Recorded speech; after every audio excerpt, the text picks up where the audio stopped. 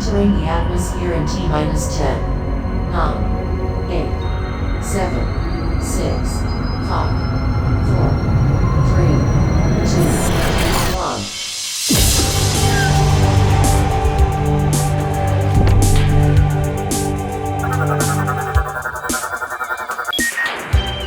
Hello everyone and welcome to the Omega Metroid podcast from OmegaMetroid.com. My name is Andy Spiteri, joined, as always, by Doom Crossing. What's up, Doom? How you doing today? Pretty good. I mean, it's been a crazy news week in gaming, and it's been a really fun week for me personally. I've been beating and playing, quite a few games. I saw Peak Cinema, Madam Web, a couple days ago. I mean, why even make movies at this point, frankly, after the cinematic masterpiece of that. But yeah, it's exciting times. Got job interviews finally up and running, so there you go. Yeah, we're on the grind. We're doing games, we're doing movies. It's all coming together, man. There you go, the Madam Web boost. Doom, do you have a peek behind the scenes? We are recording on Monday, the 19th of February. Do you have a holiday today as well? We do, yes, we do. In fact, okay, so don't tell me your holiday is President's Day. Is that a holiday? Correct. Oh yes. Yeah, you know what our holiday is in Alberta? It is. What do you got in Alberta? Family Day. So like every province in Canada has like a different day. Like everyone has this day off as a holiday, but each province has its own like day for the holiday. And Alberta's just like, I don't know, like Family Day, that's good enough. We just want the day off from work. So yeah, it's a nice long weekend, and we're back to our regular recording schedule, which is awesome. Which is actually great because we have a little bit of breaking news that is going on in the world of Nintendo, which I think relates to a couple of things that you and I have been talking about the last couple of weeks here with the Switch 2, and I think we should follow up on our Xbox conversation as well. But the breaking news is that there is, in fact, a Nintendo Direct set for the 21st. However, this is a partner showcase Direct, so if you're looking for like the next big Nintendo game, it's not going to be there. It ain't there. Which I think says to me, listen, and actually to back up even further, I believe since last we've talked, there have been new rumors coming out that the Switch 2 has been quote unquote delayed. I say delayed because it was never announced, but delayed up until 2025. Internally delayed, perhaps. Internally delayed. That's a good way to put it. The point is, the Switch 2 is presumably now not coming out until 2025, and so that's the latest rumor, and I think Bloomberg has reported on this as well. So a little bit of smoke to that fire, but I don't know, man. I know that like a lot of smart people are saying that like Switch 2 is coming in 2025, and like I can believe it, but like if we're not getting like a legitimate Nintendo Direct here to pad out the rest of 2024, I don't know. I don't see it. My gut is just like, no, this thing is getting revealed soon, and it's coming out sooner than we think. I could be obviously totally wrong. I've been very wrong before, but I don't know. It makes sense to me. I'm inclined to believe it, especially because, again, as you mentioned, Bloomberg, who, it's one thing, when VGC, Eurogamer, IGN are reporting on it and stuff. Those are video game outlets. Bloomberg is like a pretty mainstream like business outlet in general. Video games are like a fairly small portion of like, the content they cover. They cover, frankly, way more important stuff than the world of video games. But so I am inclined to believe it just because, there does seem to be, a lot of smoke here. That being said, nothing is official until Nintendo announces it. And while typically Bloomberg and, all these people, they generally get stuff right, as we've been talking about the Discord, sometimes they don't get it right, like with the Switch Pro. That was one where, including Bloomberg, they felt pretty confident that a Switch Pro was coming, and, for whatever reason, that just didn't pan out. And so while I am inclined to believe Bloomberg, it is also important to, to remain skeptical that this is not Nintendo saying it, this is Bloomberg. And so even if it's likely, doesn't mean that it's guaranteed. So yeah, and to me, the announcement of a partner Direct, I don't know, that just screams to me like all the Nintendo games that you might see at a Direct that could potentially pad out the rest of the year, those games are on the Switch too, and we're not ready to reveal it. So like that's why, here's a partner Direct to hold you over. I don't know. I like that screams to me that like the end is nigh for the Nintendo Switch. I really think I could. So here's the thing, because I could still see them getting away with this and releasing the Switch in March. I just think what would happen is that maybe instead of the Switch 2 getting revealed in March of this year, maybe it gets revealed in like June or September instead. Which is possible. Which is still a fairly long gap without news for Nintendo standards. Yeah.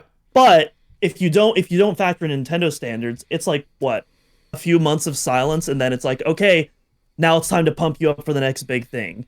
Yeah, so I'd like, even if it was a Nintendo Direct that had like, a couple more GameCube ports, you're getting a Paper Mario Thousand Year Door. Here, have I don't know what's a GameCube game that hasn't come out yet. Have Animal Crossing, F-Zero GX. Have F-Zero GX. I heard there's a couple of Prime games that could be really awesome on Switch. I don't know. Well, we will see, but yeah. So we got that partner direct scheduled for the 21st, and it's about 25 minutes. So I don't know, kind of cool. It's for me personally. I've never really been blown away by any of the partner directs, but then again, I mean, and I think a lot of us do, I buy Nintendo consoles for Nintendo games. So if I am looking for, most of the time, a third-party game, probably Nintendo Switch isn't my first avenue to get that game, unless it really kind of makes sense. But we'll see. We'll see what is in store. I was just gonna say, I'm definitely in the same camp for sure. Like, definitely, like, these are like, the bottom tier of like possible Nintendo Directs. That being said, whether it's been a partner showcase or even like a third party game in a general direct, I think there have been some like pretty hype announcements. For me personally, we were talking about the last direct. My favorite announcement of that whole thing was the Tomb Raider remasters, which actually just released a few days ago. And so, we could see stuff like that. They did the Pac-Man World remake at one of the earlier partner showcases. Maybe we get the Pac-Man World 2 remake, which is what I really want. Yeah, who knows? I mean, there could definitely be some really, really cool stuff shown at a partner direct. Don't get me wrong, but I don't know. I'll throw this out into the world just so that if it ever happens, you can say that you heard it on the Omega Metroid podcast. But man, if they ever ported Skies of Arcadia Legends from the GameCube to the Switch, I would be a happy dude, because that game is awesome, and that's one of the great GameCube games of all time, which is actually already a port of a Dreamcast game. So there you go. So yeah, that's going on. And also, we should follow up really quickly on that whole Microsoft business that we talked about last week. Their podcast came out and said nothing. Nothing. Nothing.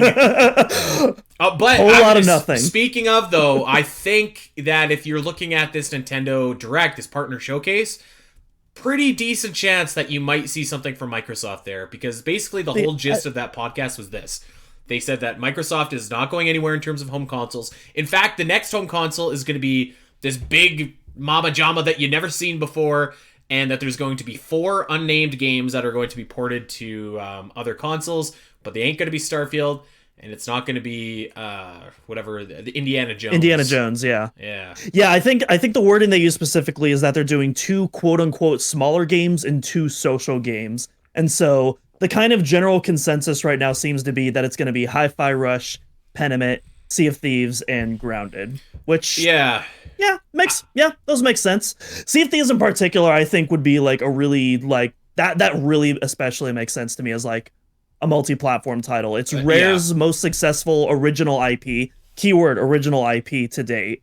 And it's still ongoing today. The game's constantly getting like, pretty substantial updates. They've probably like tapped out their entire Xbox audience. It makes sense to expand that and have, other platforms start paying for that game too. That seems like a game, again, that is particularly well suited, I think, for Nintendo Switch. Like it just seems like the kind of game, and I think like there's still like a large contingent of Nintendo fans that kind of have a soft spot for Rare and like want to see Rare do well, me included.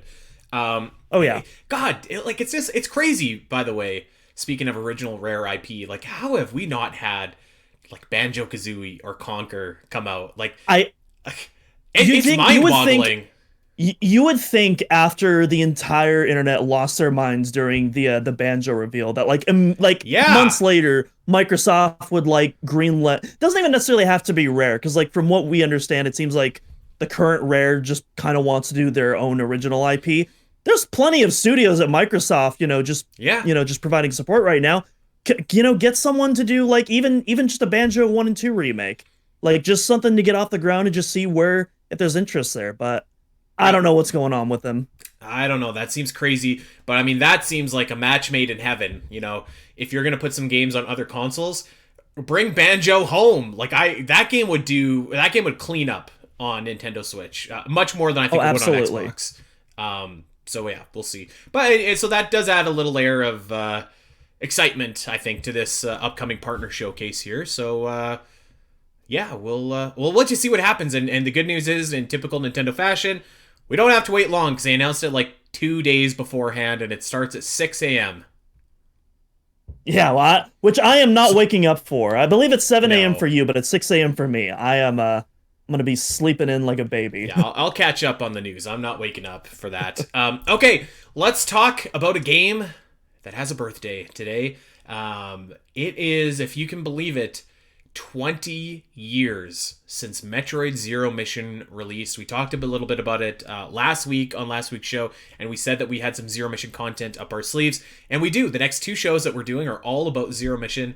Next week is going to be a boss ranking show, easy for me to say, but this week we're just going to talk about the game. We're going to talk about some of our memories, talk about some of the things that this game did, the legacy that it has, some of the innovations, the standards that it set, and I think that there's really a lot on the bone for Metroid Zero Mission. So I guess I'll just kind of start us off here and just in general, just really quickly talk about my memories of Zero Mission kind of coming out, because it's almost like a sneaky underrated game, I feel like, in the sense that like everybody, I think everybody of a certain age remembers the 1-2 punch of Metroid Prime and Metroid Fusion, and that was arguably the biggest day in the history of Metroid. It was so unbelievable and so amazing that it almost kind of seemed like we were almost like still catching our breath from that 2 years later, I guess probably fair to say 18 months later, when Zero Mission came out. So I remember picking it up and playing it and really loving it, but I almost feel like it kind of like, it's one of those games that like does everything really well, like really, really well. And you almost don't kind of appreciate how well it does those things until like some time has passed, because it doesn't have kind of the flair, I don't think, of like Metroid Fusion or like for at least for me, like the pure raw like gameplay atmosphere of Super Metroid. But Metroid Zero Mission is really like a mixture of everything that was great about all the 2D Metroids just put into this amazing package. So I remember picking it up, and I remember just being really, really impressed. And now looking back, it's like, man, we didn't know how good we had it back then, because it was like, when you can have a new 2D Metroid come out and you're almost just kind of like, okay, like this is cool. Like this is cool. And in today's era, it's just like any new Metroid comes out and it's like the biggest deal because no new Metroid games come out ever. It's like, wow, this is... That really was a special time for the series, and I think that Zero Mission was like a big part of that. And yeah, I have a lot of fond memories, but one thing that I really remember, but I want to save it till we kind of get to this area.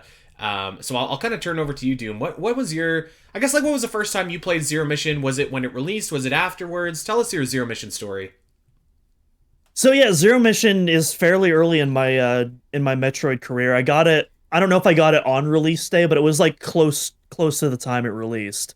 And at this point, I'd played a little bit of Metroid 2, but it was really Metroid Prime, of course, that really got me into this series, and where I like immediately knew that, like, hold up, this is something special that I'm playing here. This isn't like some average game right here. And yeah, and then I was intrigued by Zero Mission just because it was just like, oh, another Metroid game. And so I picked that up. And unlike Prime, which I hadn't beaten yet because I was a scaredy cat back then, Zero Mission was the first Metroid game I had ever beaten. And so that felt like really good. Granted, I had a strategy guide, so I didn't do it legitimately, but still, it felt really good to me. Mm-hmm. And yeah, and I played this game more times than I could possibly count. Probably in the hundreds of times I've, scaped off that pirate frigate and watched it explode so many times.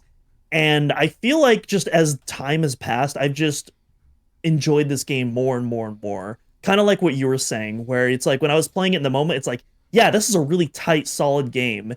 And then you fast forward to my most recent playthrough, which is when I was doing it for the guide, and I was just like, my God, there is so much depth to this game, and there's so much cool things going on, and there's so many different ways that you can enjoy it.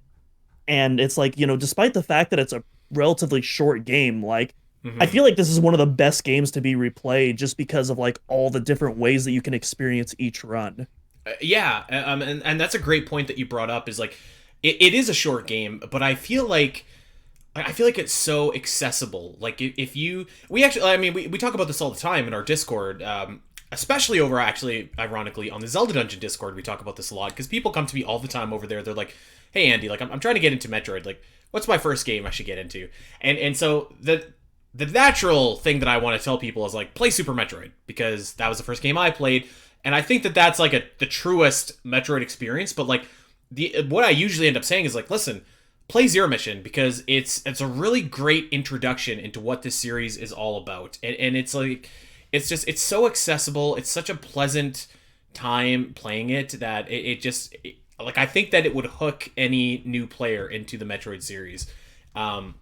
And yeah, one thing I wanted to mention as well is like, when I was doing the guide for Zero Mission, it kind of like takes your appreciation to a whole nother level, like just in terms of like some of the level design, some of like the optimizing of the games and stuff like that. We get a chance when we do these guides to like take a lot of cool screenshots and see a lot of the different artwork and like kind of see like a lot of those textures in the background. And like you can offer a few different ways that you can do certain puzzles and certain things. It's just a really, really well crafted, really well designed game, and I quite like it. And here's the thing that I remember very distinctly sticking out to me, which is going to act as a little segue into our next little topic that I wanted to talk about here.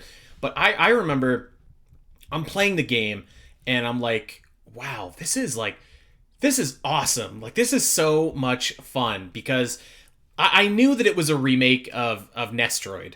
And I had played a little bit of the NES Metroid, but I can't say that at that point, at 2004, I don't think I'd ever finished it, because it's a hard game. It's really hard, and like, I don't know that there was like a whole lot of maps online in 2004 for Nestroid, right? Like maybe a Nintendo Power Scan or something like that, but like that, very, very few. So I was like I could finally like play this game now and finish the first Metroid, but I knew as well that like in the first Metroid that they didn't have things like the speed boost or like the various suit or like these other bosses that were in the game, right? And I was like so impressed with this remake, because I think like, especially at the time, and you can correct me if I'm wrong, but like I was kind of thinking to myself, I was like, had Nintendo ever done a remake like this before, where it wasn't just kind of like souped up and like maybe a little extra thing added here or there? This was like an entirely new game, and I was racking my brain. And I'm like, well, like on the Game Boy Advance, they released like the Super Mario games and like the A Link to the Past, and like those had a few extra things here or there, but like I don't think it was ever anything on the same level as Zero Mission. Like, can you think of anything that was kind of like that? Yeah, I think maybe the closest was maybe, Super Mario All-Stars on the SNES, where they literally remade all those games, but those are very faithful remakes to the NES, to the NES versions, whereas, Metroid Zero Mission, like, again, like you said, it's basically a brand new game. Yeah, and like the finer details are there. And actually, like, it's funny because after writing a guide for Nestroid and then writing a guide for Zero Mission, you can see a lot of like how faithful it is, but you're right, it's like a whole new game. So I remember I was so impressed by that. But the thing that I was really impressed with is I was playing the game, and I'm in Torian, I've already beaten Ridley, beaten Kraid, and I'm going up mano a mano with Mother Brain, and I get the job done, and I'm escaping Zebes, and I'm flying away, and I was like, wow, that was awesome. Like, that was a really, really enjoyable remake. I'm really glad that Nintendo did this.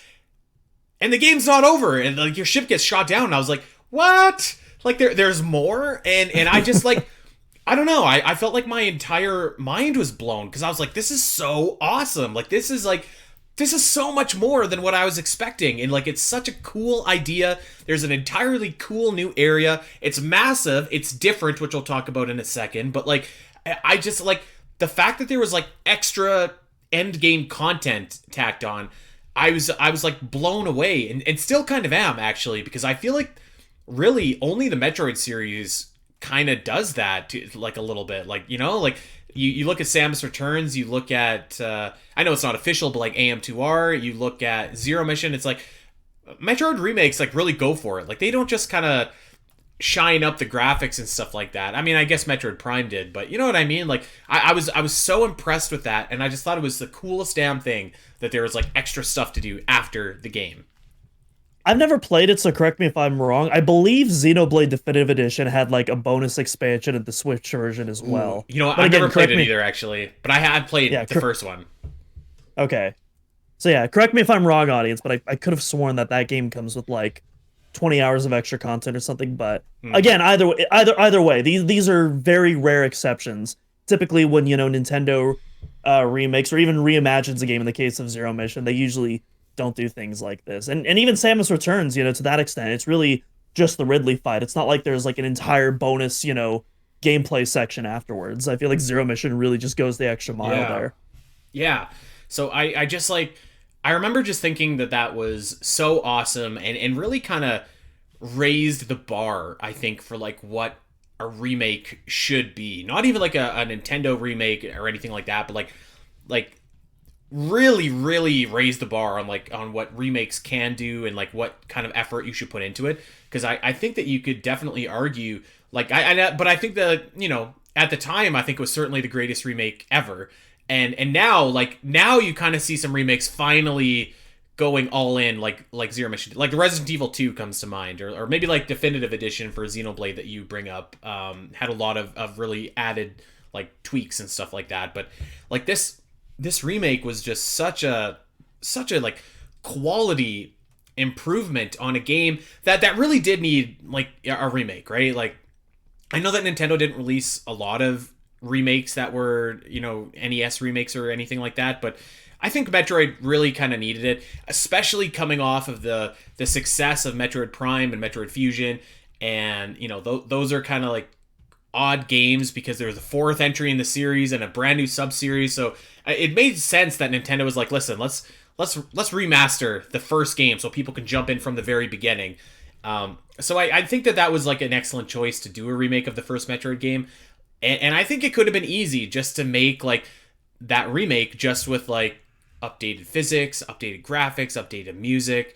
Maybe you could add in something like the speed boost or a couple extra power-ups here and there. But like they really went full bore, like recreated total areas, like total abilities, like they really, really went for it when they didn't necessarily have to go for it, especially because Zero Mission at the time kind of felt like not like a filler game, but like it was in between like the Metroid Prime, so it didn't, I don't think it had to be as good as it was. You know what I mean?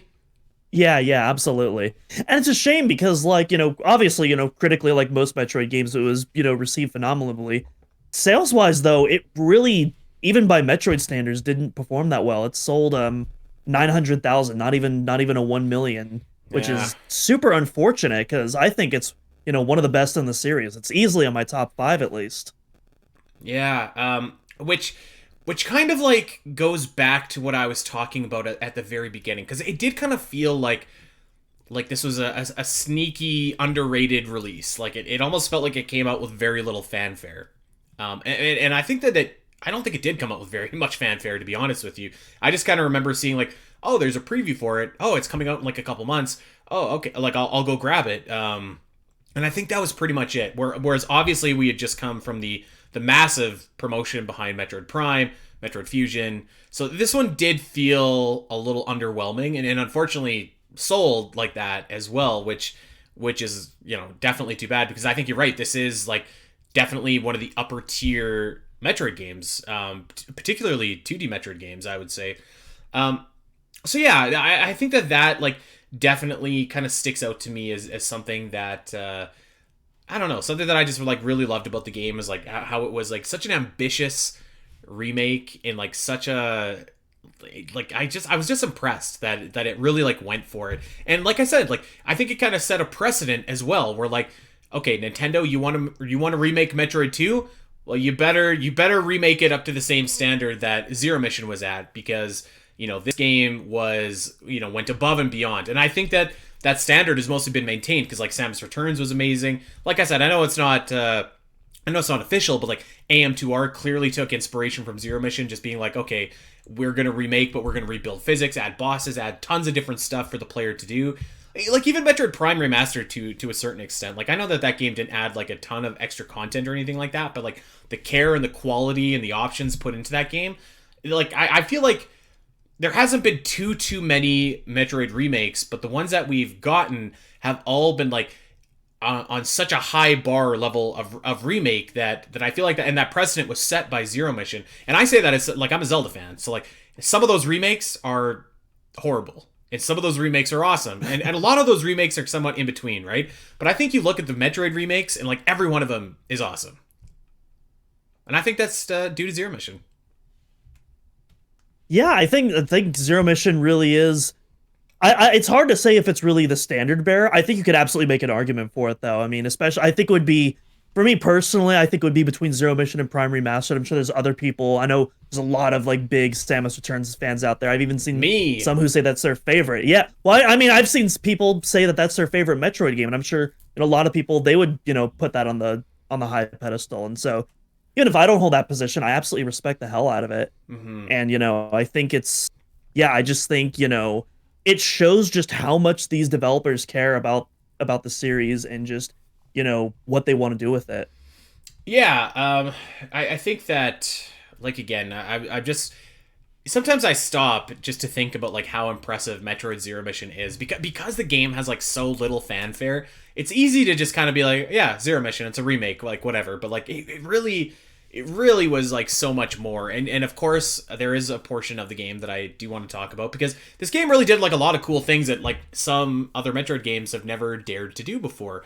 And first and foremost, we should talk about the extensive stealth sequence when you're sneaking through the ship in your Zero Mission, your Zero Suit, sorry. I know that that's like kind of a divisive like section of the game for some people. I don't know. I just love that portion of the game. It's actually my favorite portion of the game, because it's so different. It's so unique. I love stealth gameplay. You know me. I'm a big tactical espionage action kind of guy. So I quite like that segment where you got to sneak around and you gotta go undetected or as best as you can. And I think it just really adds like a level of kind of like urgency and like in panic that I actually think Metroid Dread kind of looked at that and was like, okay, like you've got like a million space pirates chasing you. How can we replicate that kind of same tense feeling? I think that they looked at that for inspiration as much as they did the SAX with the Emmy zones that they made in Metroid Dread. So I really love that section of the game. And again, I know that it is a little bit divisive, like I said, but I'm a big fan. Doom, what were your initial impressions, maybe when you first played it and now on this stealth section of the game? So when I first played it, I thought it was insanely hard for like 8, 9-year-old me. Or no, maybe I was 10 at the time. I don't know. It's too much time travel. Anyways. But no, I thought it was a very tough section to beat. Specifically that Chozo ghost at the end, the entity. That thing always gave me so much trouble as a kid with my terrible coordination. But naturally as I've progressed through, I've gotten better and better at it. That being said, I've always found the section just super thrilling, and I think it has such a really good build-up and payoff, especially for me. And I think maybe we can talk about this as well, because you had a little bit more Metroid experience when you played this than I did. But again, for me, because I, at this point, didn't really have that familiarity with Metroid tropes and items and whatnot, after you do get your powers back, all of those new items, the space jump, the plasma beam, the gravity suit, all of that was like brand new to me. I hadn't even unlocked the gravity suit yet in Prime, so even that was brand new. And I was just like, whoa, what's that? There's another suit. Oh my god, I can fly now. Oh, I can one-shot pirates. This is insane. And it's really cool because, you already feel pretty powerful by that Mother Brain fight. Yeah. And then all that gets taken away from you. And I almost feel like this game does the Samus loses her items better than any other game, despite it happening near the end of the game. You know what I mean? Yeah, I think that is fair because like I guess on one hand, like this is the first game in the series, so you start off very traditional where you have nothing. So it's kind of a subversion of that, where yeah, you're kind of thinking that you're in the home clear. And again, that's kind of why I love that stealth section so much because A, I didn't know that it was coming, and then B, it was so different, and C, it was really challenging because like you don't have anything. All you have is your stupid little gun, the paralyzer. So yeah, I love that portion of the game, and I've kind of talked about it before on the show. I wish that Metroid would kind of do something a little bit more stealth orientated again. Not necessarily like to that level, but like something along those lines, because I think it worked really well. I think they tried in Dread with like the Phantom Cloak ability, but obviously it didn't pan out quite the same. And once you really optimize that game, like I never use it except for like those mandatory doors you have to pass through. I agree. I did the same.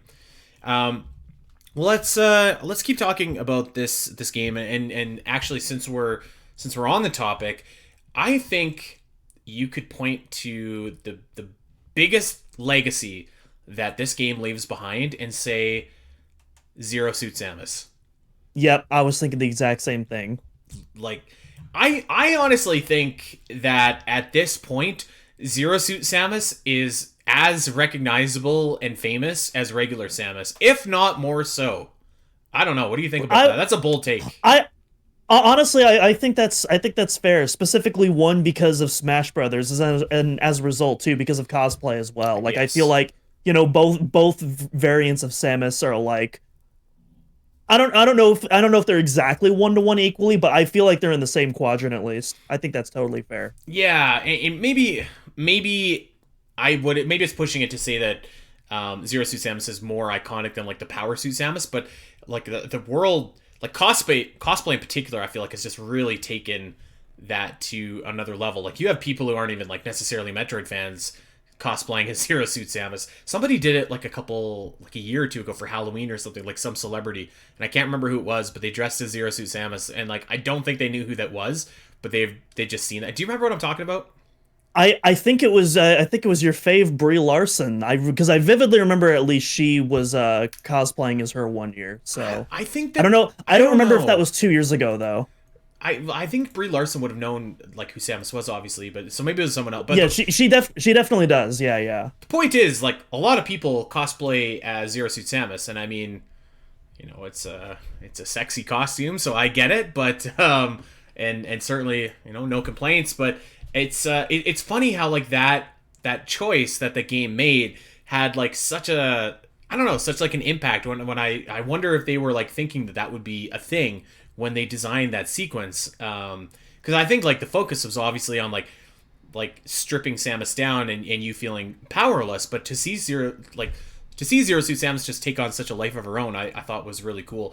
And yeah, I think you're right. Also, like Smash Bros definitely had like a huge hand in that. I remember, I think everybody remembers that first Brawl trailer, and like I was not you watch that trailer, and you're just kind of like, okay, like Meta Knight, that makes sense. Pit, yeah, I've seen his trophy a couple times before. Wario, I'm surprised he wasn't in the last Smash game, but like Zero Suit Samus, I was just like, what? Like, we got Zero Suit Samus in this game? How do you unlock her? Like, so that was a huge thing, and that was a bogus way to unlock Zero Suit Samus, by the way. I wish that they would have just made her a playable character, which they later remedied. Honestly, they should have done Dark Samus instead, but we eventually got her in Ultimate, so I'm happy for that at least. Do you remember like how many people were like so upset about Zero Suit Samus's heels in that game? I feel like that didn't happen until Smash 4 because she didn't really have those. Yeah, maybe you're right. Maybe I'm thinking of Smash 4. I just remember there was like one Smash game where people were like, she's got high heels. I was like, who cares? I mean, I get it. I think they look dumb, but like it's Smash Brothers. Yeah, so that's like a fairly iconic thing from Zero Mission, and it's funny of all the things in this game that's kind of your biggest takeaway of what this game's legacy is. But I actually have another legacy that I think that Zero Mission started as well in the series.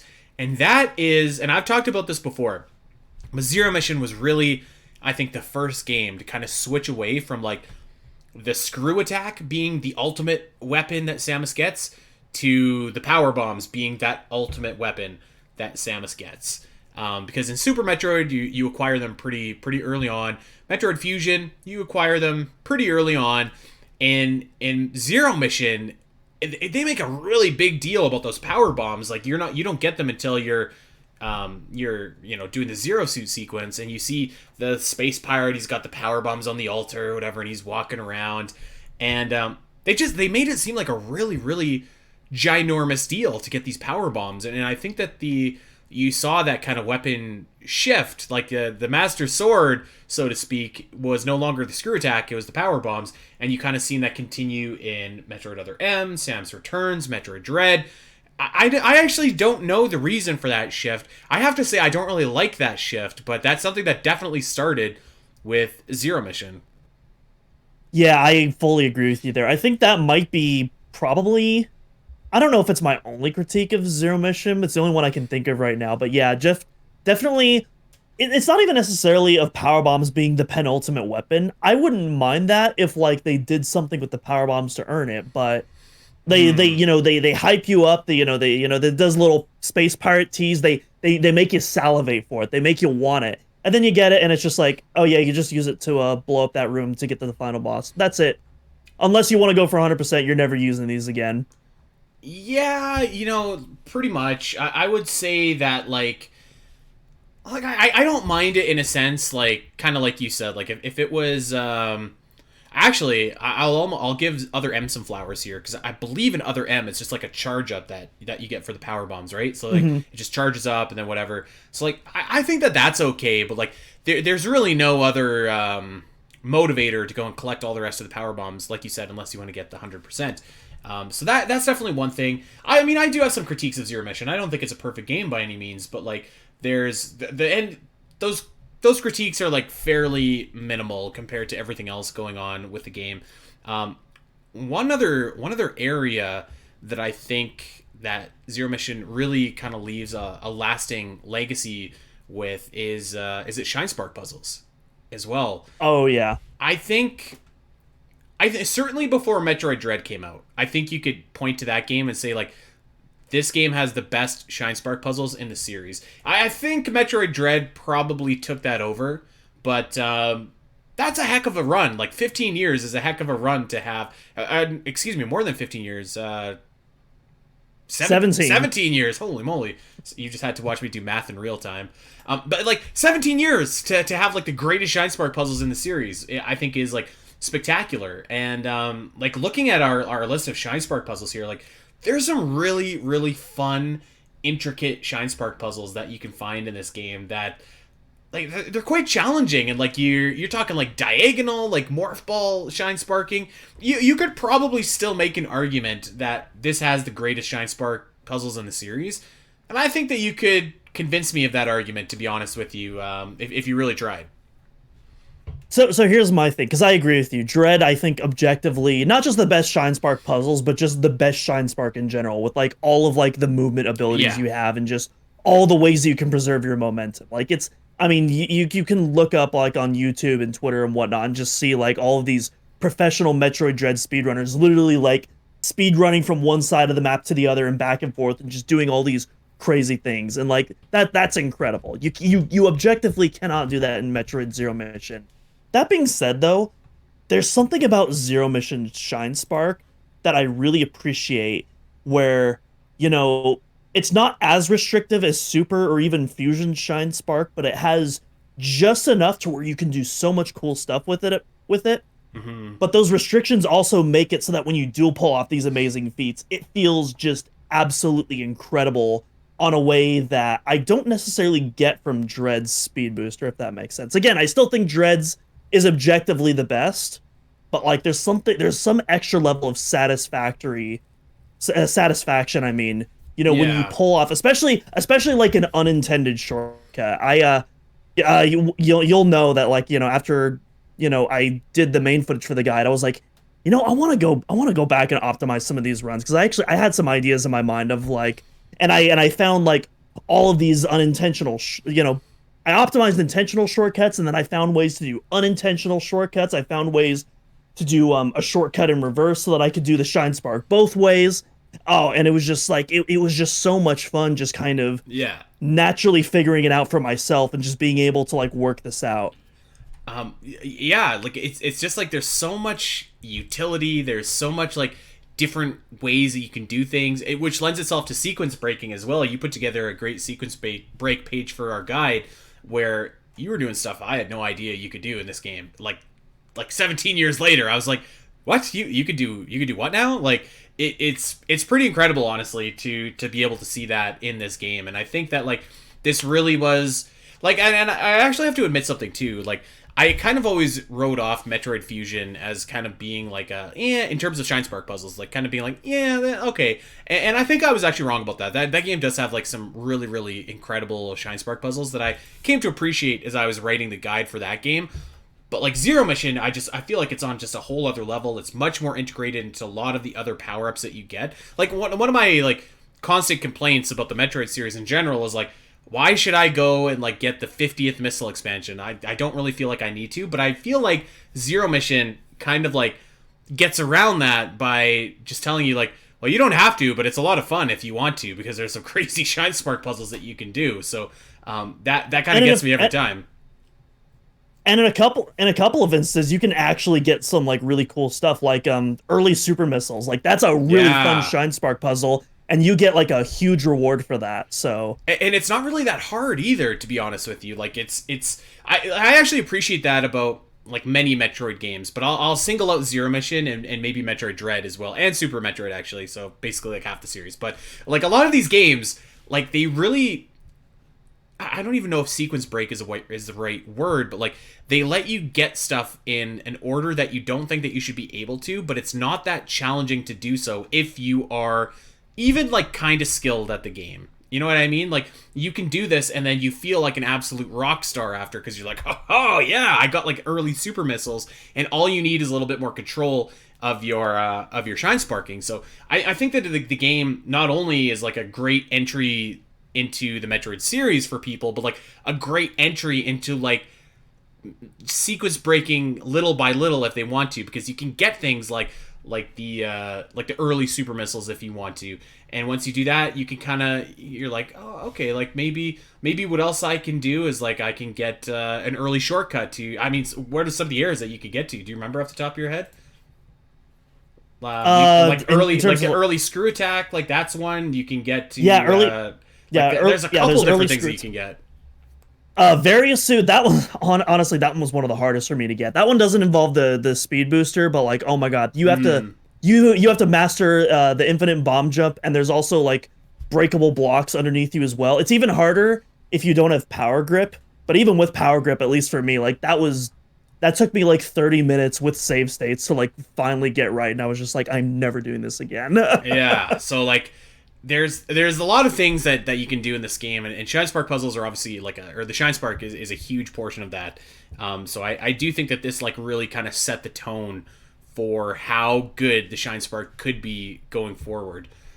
To switch gears a little bit here, one thing I'm not going to say it's like a legacy of the game or anything, but I think it's something that you and I and Dak have all talked about that we really enjoy about the game, and that's just like the artwork in the game. Like it's the style for Zero Mission looks so like awesome. It's like this kind of bold, very distinct lines. Like it looks very comic book-esque, which I think like really, really looks like quite slick. Like I think Zero Mission might have the coolest official artwork of any Metroid game, like ever.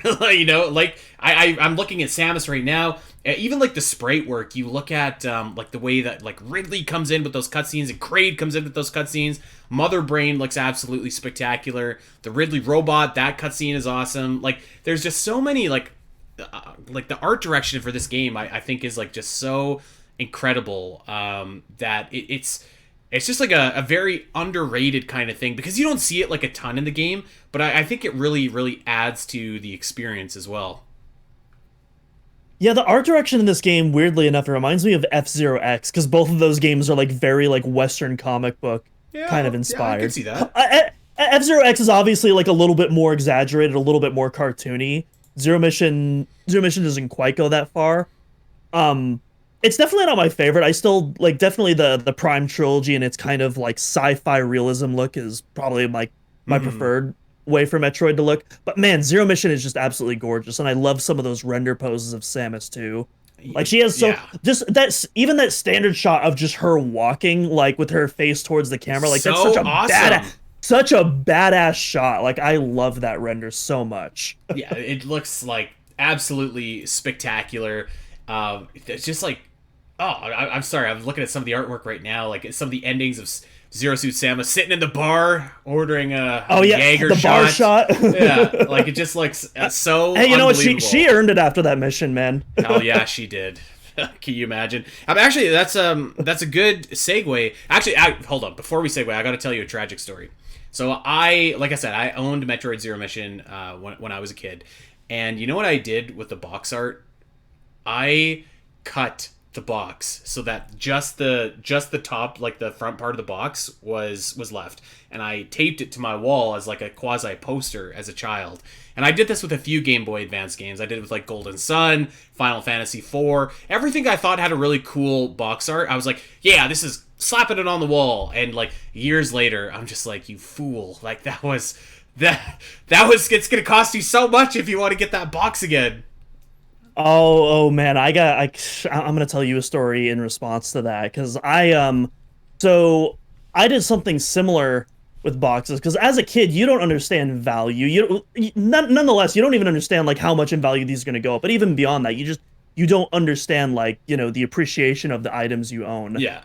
And one thing that I love to do is I would take my DVD case box arts, and what I would do is I would put like thumbtacks back behind the plastic, and I would stick those to my wall and have like the DVD cases like on the wall. Because kid me thought that was cool for some reason, and in a sense it kind of did. Yeah.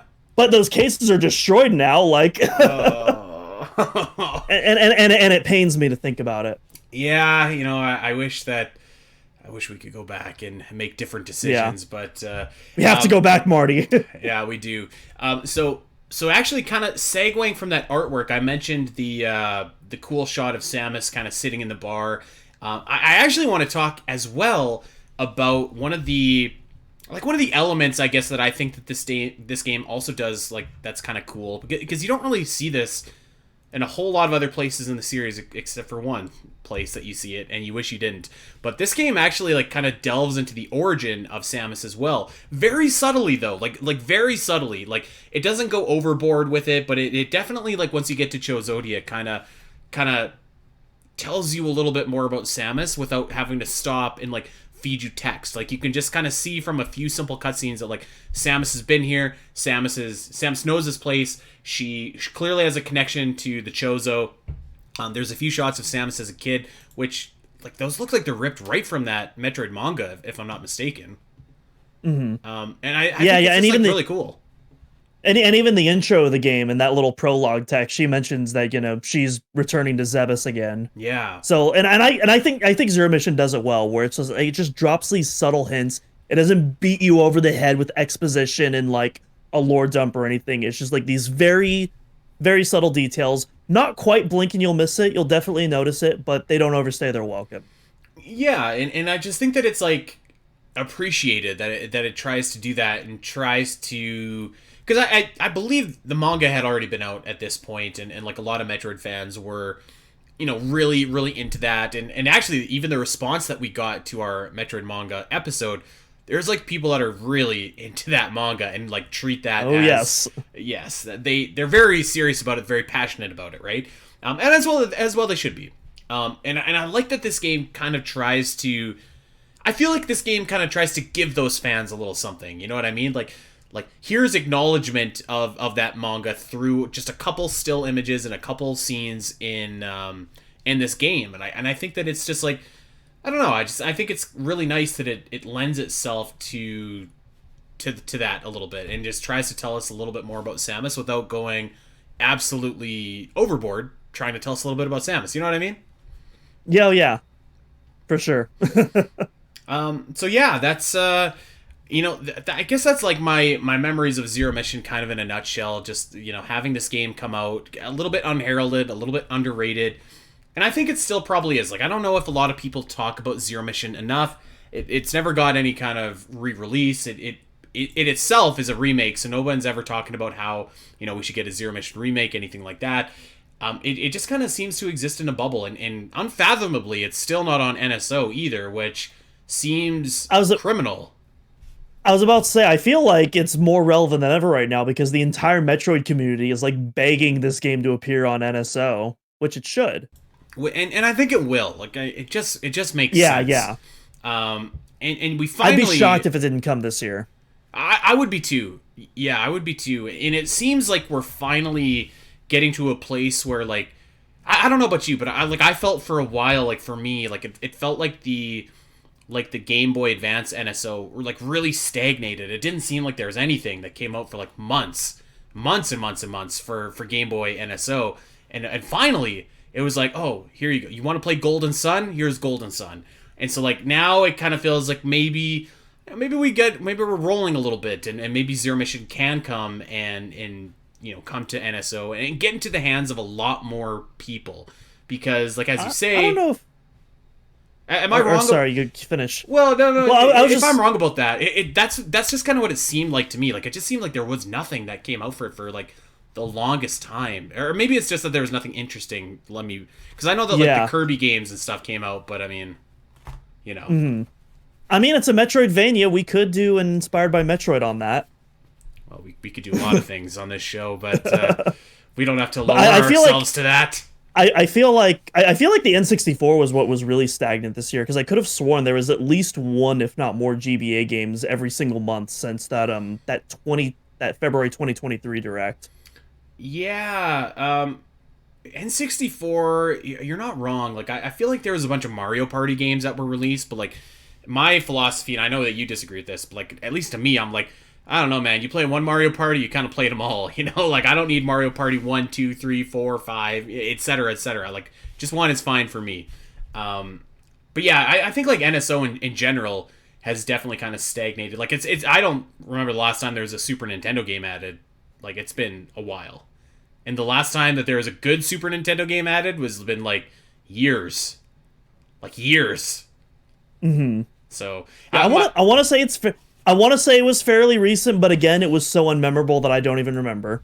Yeah, like there are, like, some games that come out, but, like, I think, like, the last Super Nintendo game was, like, some weird, like, dinosaur game or something like that. So I don't know. My point is I feel like finally, like, the Game Boy Advance is kind of picking up some momentum. So hopefully we can see this game come soon, because, like, I really would like it to get another life, right? Like, an experience, people who haven't played it to experience it again. Because I do think that, like I said, like, I talk about Metroid all the time in the Zelda Dungeon Discord, ironically. Obviously, I talk about Metroid in the Metroid Discord too, but, like, people constantly ask me, like, which game, like, should I start with? And I think probably the best answer is Zero Mission. Like, if you're someone that's thinking about getting into Metroid, I think Zero Mission is, like, the perfect place where you can go and do that. So I really hope that it does come soon, because it feels like it should have been one of those games that, like, really kind of launched with the Game Boy Advance. And I know we had Metroid Fusion, and maybe I sound greedy, but, like, I don't know. It feels like it really should be.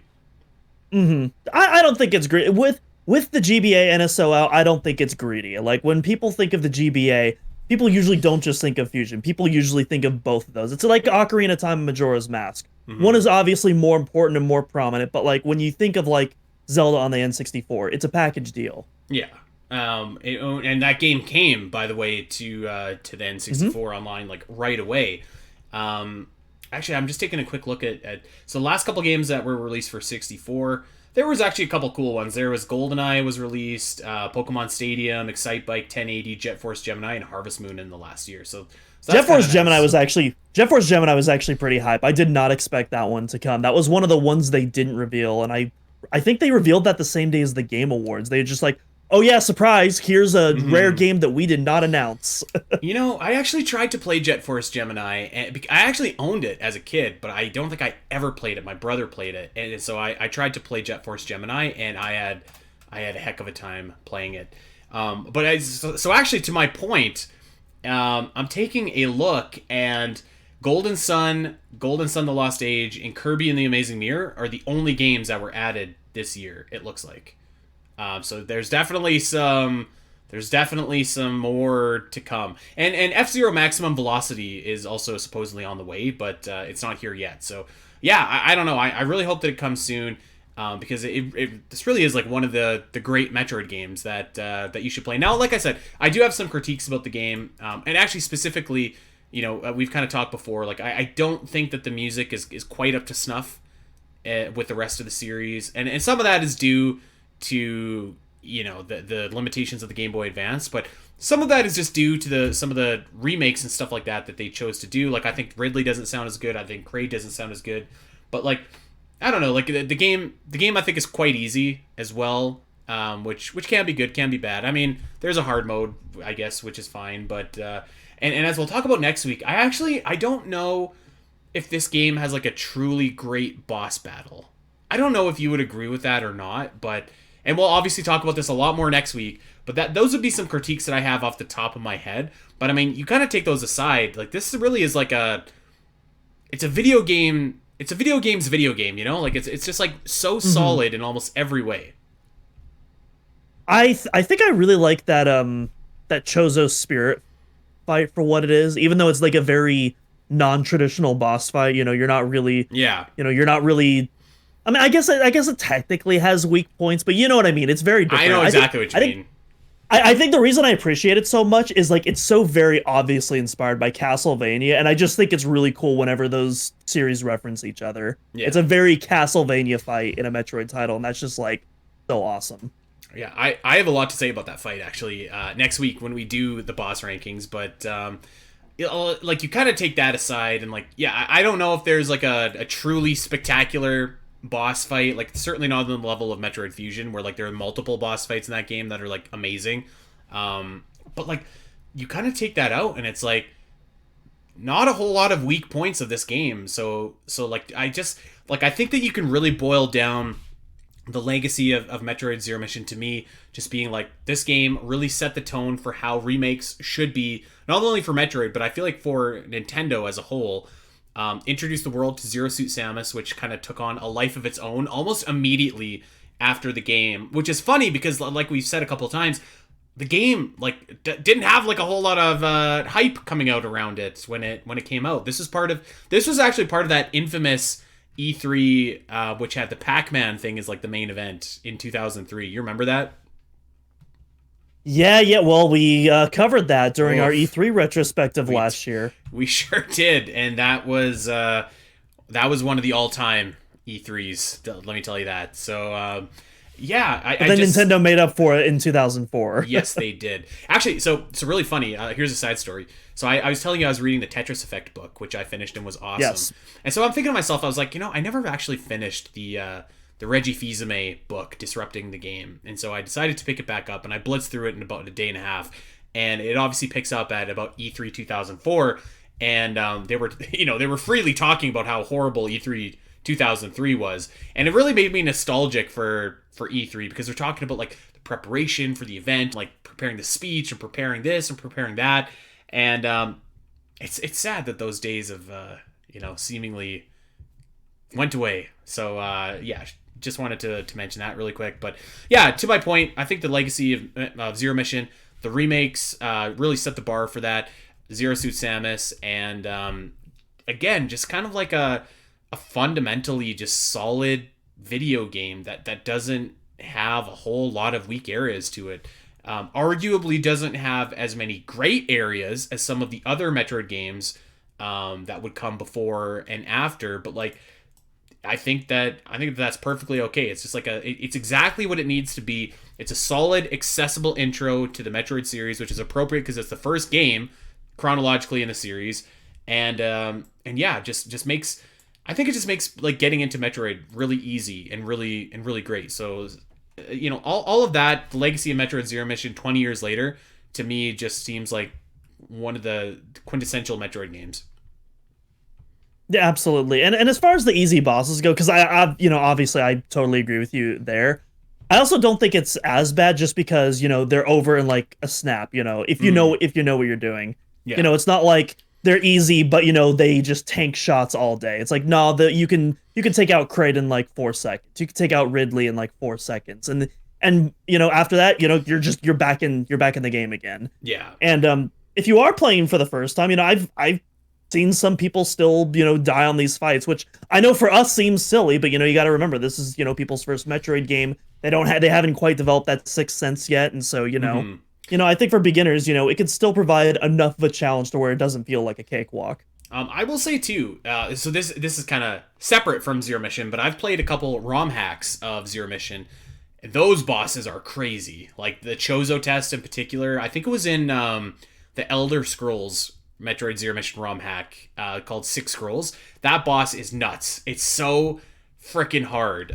It's wild. The Ridley boss was crazy because I think you fought him with like 3 energy tanks or something like that. So the bosses can be tough, definitely. And definitely, it's but at the same time, like, I'm kind of glad that they're a little bit easier. I'm kind of glad that this game does have those Chozo statues that tell you where to go, because like I do think that the intention with this game was like, how can we get people into Metroid, bring them in from the very start, make them feel comfortable, make them like Metroid fans. And I think that a nice, short, accessible game, especially in the era when this came out, where it was like you could rent this game, beat it in a weekend, right? Like, I think that was a good decision. Yeah, and so much of that stuff is optional too. Like the first couple of Chozo statues are mandatory. Vast majority of them are completely optional though. So if you don't want those hints, you can just walk on by, don't even bother. Yeah, so I mean there you go. 20 years of Metroid Zero Mission. I feel old as hell because I remember getting this. I was about to say this should be illegal. It should be illegal, dude. It's I would have been 16 when this game came out. How old? Yeah, 16 when this game came out. Which feels like an absolute eternity ago. I had not graduated high school yet back when I was 16, obviously. So yeah, I'm feeling a little bit old today. And I'll tell you what, I'm gonna feel extra old because we have another anniversary coming up in a few weeks that we're also gonna do a whole slew of shows for. We've got 30 years of Super Metroid, which is absolutely incredible. One of my favorite games of all time. Honestly, might be my favorite game of all time. That and Ocarina of Time, like they're at the top. So that's coming up. We do have another Zero Mission episode coming next week. We're gonna be ranking the bosses, which I think is gonna be fun because like I said, I don't know if there's a truly great boss battle, but like there's not really like a ton of what I would classify as stinkers. Like even like talking about some of the Ridley fights that we've talked about before, like I think it's a weaker Ridley fight, but it's still fun. So like I'm interested to see where we end up on that. And as well, I should mention, I don't know if I officially announced this or not, but in 2 weeks' time, Alien in Review returns. So we're gonna be back with AVPR. I'm stoked about that. So yeah, we got a whole slew of cool content coming up here soon. And you know what? Maybe Zero Mission comes to NSO one day, and if it does, we have got an entire guide, step-by-step walkthrough that will kind of navigate you and give you a suggested path to follow if you wanna do that over on OmegaMetroid.com. So we're ready for Zero Mission. I hope that it's coming soon because I think that it deserves it. So, and if it doesn't, honestly, just emulate it. It's so easy. But if you don't want to do that, I understand it and I don't hold it against you. Either way, it needs to come to NSO for real. Any final thoughts about Metroid Zero Mission before we jam out of here, Doom?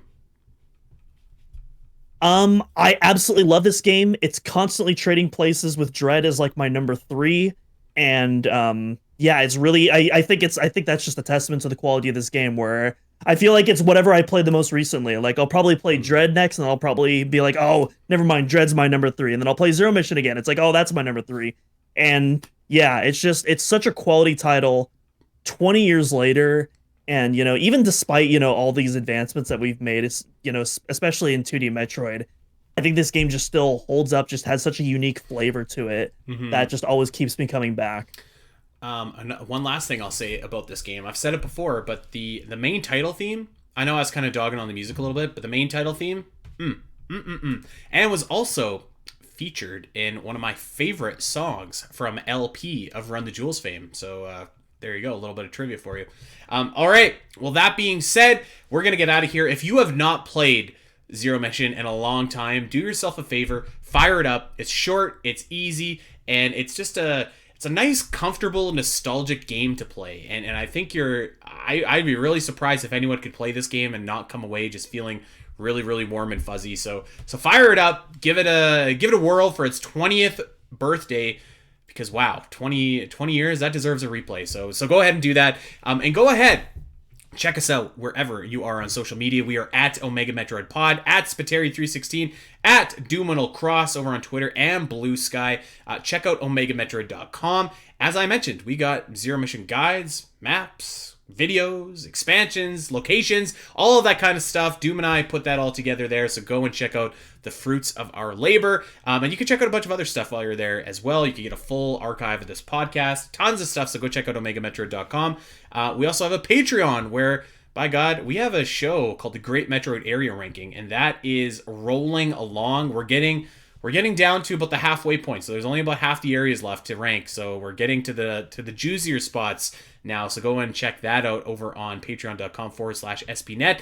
And of course, lastly, wherever you get your podcasts, like, subscribe, recommend, rate, review. If you've got a Metroid fan in your life, tell them where they can get their weekly Metroid fix. There is no one else on the earth that does a weekly Metroid podcast. No one else as crazy as us. So, show us some love. Give us a follow. Give us a download or something like that. That would be super awesome. That, my friends, is going to do it for us this week. We just want to say happy birthday once again to Metroid Zero Mission, and we will see you guys next week and next mission. So until then, take care.